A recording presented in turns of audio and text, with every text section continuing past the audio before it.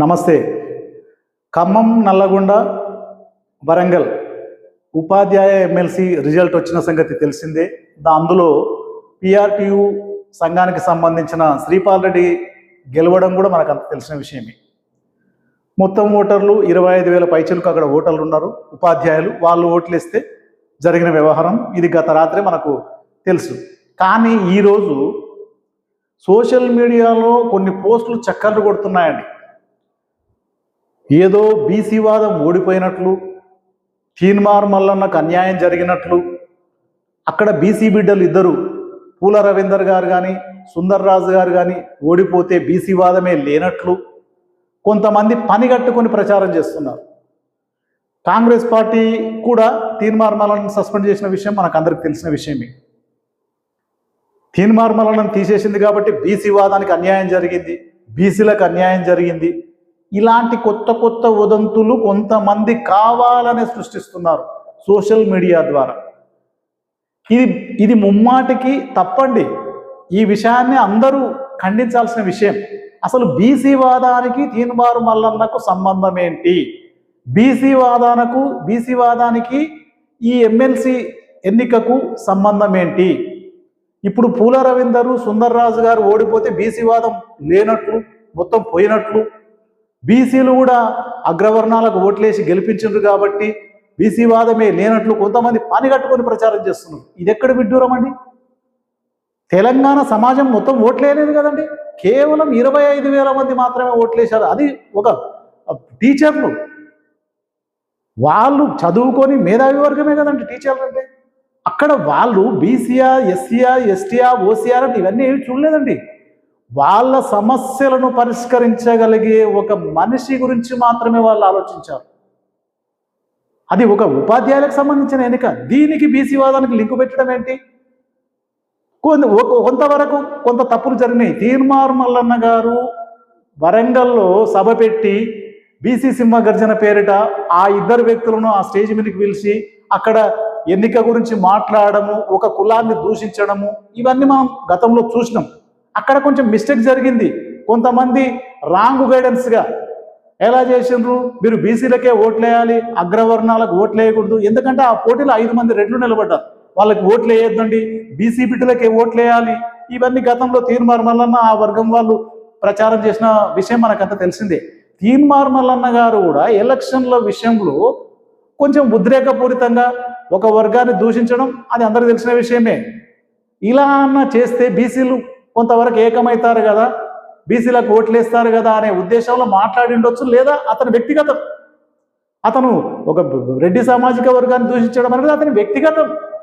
ఇప్పుడు అతన్ని దూషిస్తే రెడ్డి సామాజిక వర్గం మొత్తం అతన్నే విలన్గా చూస్తుంది, కానీ బీసీలను మొత్తం అందరిని విలన్గా చూడట్లేదు.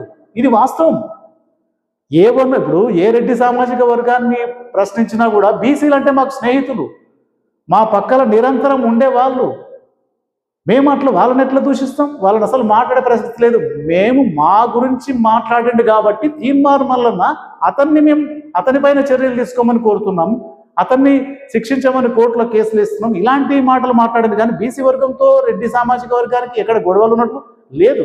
అలాగే బీసీ వర్గం కూడా వీళ్ళు బీసీలా, వీళ్ళు రెడ్డిలా, వీళ్ళు కమ్మలా, వీళ్ళు ఇంకోటా, దళితులా, ఏది వాళ్ళు కూడా చూడలేదు. ఎన్నికటాగానే చూడాలండి.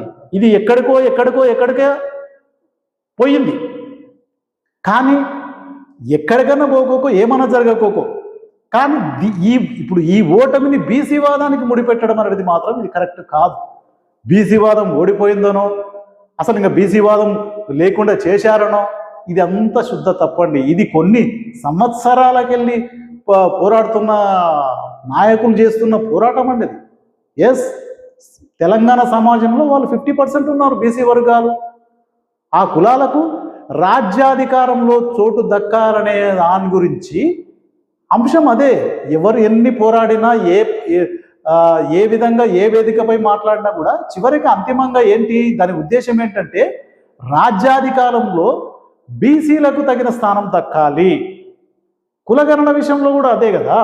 కాంగ్రెస్ పార్టీ కులగణన చేసింది, 46.5% మంది బీసీలు ఉన్నారు. ముస్లింల జనాభాతో కలుపుకుంటే దాన్ని 56.5% అవుతుంది. దీని ప్రకారంగానే వీళ్లకు రాజ్యాధికారంలో చోటు దక్కింపజేయాలనేటట్లు ఇది రాహుల్ గాంధీ కళ అనేటట్లు కాంగ్రెస్ పార్టీ ఆ నినాదం చెప్పింది. దాన్నే తీర్మానం ఆ ప్రతులను ఇది తప్పుతడకాన్ని చించేయడం, అతను వాళ్ళు సస్పెండ్ చేయడం ఇదంతా తెలిసిన విషయమే. కానీ ఇక్కడ బీసీ మేధావులు చాలామంది ఖండిస్తున్నారు. ఈరోజు కూడా వాళ్ళ ఆవేదన ఏంటంటే ఒక వ్యక్తి అంటే తీన్మార్ మల్లన్న అనే వ్యక్తికి బీసీ వాదానికి సంబంధం ఏంటి? తీన్మార్ మల్లన్న కూడా రేపు ఓడిపోవచ్చు, అంత మాత్రాన బీసీ వాదం పోయినట్ల? ఇది ఎక్కడ విడ్డూరం? ఇప్పుడు పూల రవీందర్ గారు, సుందర్రాజు గారు ఓడిపోయారు. గతంలో ఒకరేమో ఎమ్మెల్సీగా పనిచేసిండ్రు సుందర్రాజు గారు, పూల రవీందర్ గారు. సుందర్రాజు గారే చేసిండ్రు. ఒకరు పోటీ పడి ఉండొచ్చు.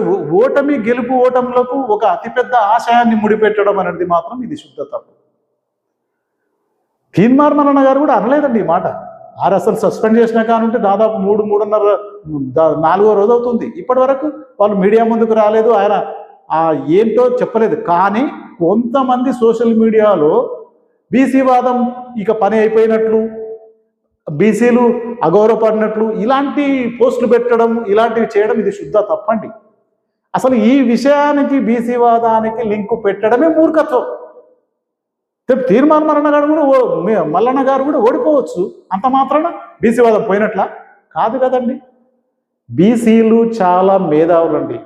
వాళ్ళు ఎప్పుడు ఏం చేయాలో అది చేస్తారు.